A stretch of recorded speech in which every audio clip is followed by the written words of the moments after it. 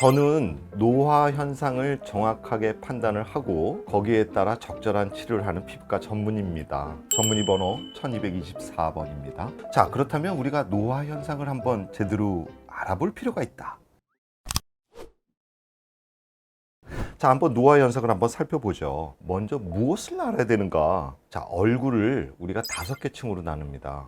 첫 번째는 스킨, 에피더미스와 더미스. 두 번째는 서브큐테니스 티슈, 피하지방층이죠. 그리고 세 번째는 스메스, 그리고 페이셜 익스프레션 머슬. 그리고 네 번째는 리테이닝 리가멘트, 이걸 유지인대 또는 지지인대라고 하고요. 거기에 그 아래가 딥 스페이스.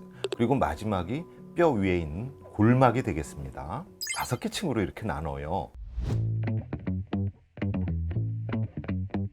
진피와 피하지방의 변화를 한번 보겠습니다. 이 사진은 말이죠, 중력에 의해서 피하지방이 어떻게 이동하는지를 보이는 모식도예요. 30대에는 고르게 분포하고 있죠. 이렇게 모양도 사실 분해가 되어 있습니다. 근데 실제로는 이렇게 분해되어 있지는 않고요, 서로 이렇게 한 플레인으로 거의 다 연결이 되어 있습니다. 그런데 50대 변화를 딱 보니까요, 점점점 6시 방향으로 내려가는 것을 볼 수가 있어요. 70세를 보면요, 하단 부분이 뭉툭해집니다. 상단에 있는 피하지방이 빠지고 하단부에 있는 지방이 뭉툭해지면서요, 볼처짐, 그리고 이 마리오네트 라인, 팔자주름도 더 심해지고요. 이러한 노화 현상들이 점점 더 가중화가 됩니다. 자, 이런 경우에는 말이에요, 우리가 진피에 있는 1년에 1%씩 잃어버리는 콜라겐을 우리가 복원시켜야 되겠다. 중력에 의한 영향을 좀 최소화하기 위해서 스킨 타이트닝을 해야 되겠다. 이럴 때 필요한 것은 바로 RF, 이게 바로 고주파 레이저입니다. 대표적인 것이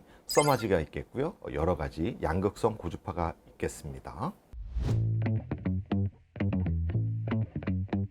이것은 각각 이렇게 우리가 지을 수 있는 얼굴 표정을 얘기하는 거예요. 얼굴엔 말이에요, 모두 44개의 근육이 있어요. 그런데 이 표정근들이 나타나는 위치에 따라서 모양과 형상들이 달라지게 됩니다. 우리가 위를 봤을 때 생기는 이마주름, 그리고 찡그릴 때 생기는 미간주름, 콧잔등을 이렇게 만들 때 생기는 버니 라인, 그리고 못난 표정을 짓게 하는 입꼬리, 당긴근, 했을 때 나오는 넓은 목근 밴드 같은 것들이 있습니다. 이런 것들은 말이에요, 보툴린 톡신으로 우리가 손쉽게 치료할 수가 있습니다. 근육을 일시적으로 마비시키는 겁니다. 아세틸콜린 리셉터를 차단시킴으로써 우리가 이 표정근을 마비시키고, 또는 부자연스러운 게 싫으시면 약간 이완시키는 정도로 해서 더모톡신, 스킨보톡스 시술을 받을 수가 있고요.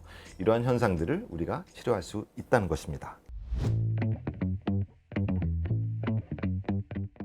이 스메스는요, 실리프팅도 굉장히 또 중요한 부분이고요. 또 안면 거상술을 할 때 우리가 타깃이 되는 그런 레이어가 되겠습니다. 그리고 이 리테닝 리가멘트, 유지인대, 지지인대라고 하는 건데요.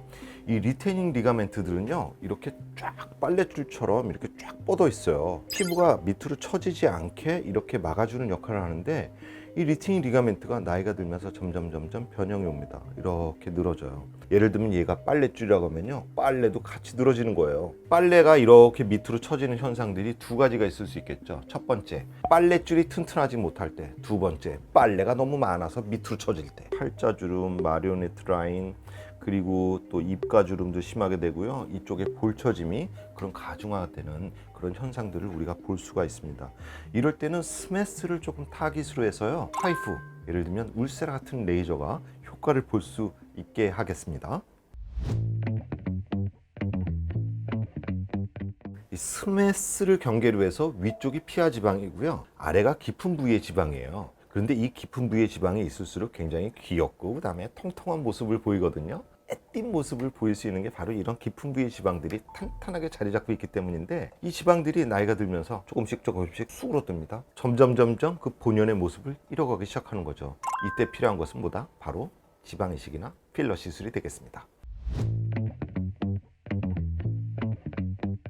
이 사실을 아셔야 됩니다. 몸에만 있는 것이 아니에요. 얼굴에도 골다공증이 생기는데요,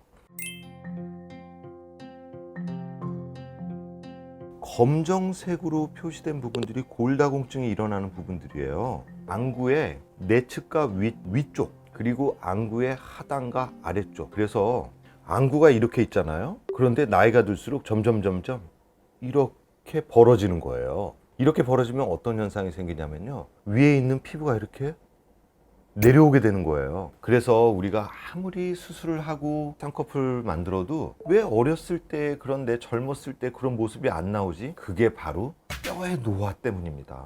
그리고 이 상악을 보면요, 이 상악이 안쪽으로 계속 말리게 돼요. 점점 들어가면서 팔자주름이 이렇게 도드라지는 현상이 생기고요. 이 안구의 내측과 위쪽, 그리고 상악에서 이런 골다공증의 현상들이 많이 생긴다는 겁니다. 자, 그런 이런 골다공증은 어떻게 치료하느냐? 아유, 답이 없어요. 치료 방법이 없습니다. 하지만 비타민 D를 먹거나 또는 비타민 D 주사를 맞고 칼슘을 같이 섭취하면은 이런 골다공증을 어느 정도 미룰 수는 있겠습니다. 자, 그러면은 이런 노화 과정을 예방을 하고 치료하기 위해서는 우리가 어떤 것들이 필요할까? 여기서 말씀을 드립니다.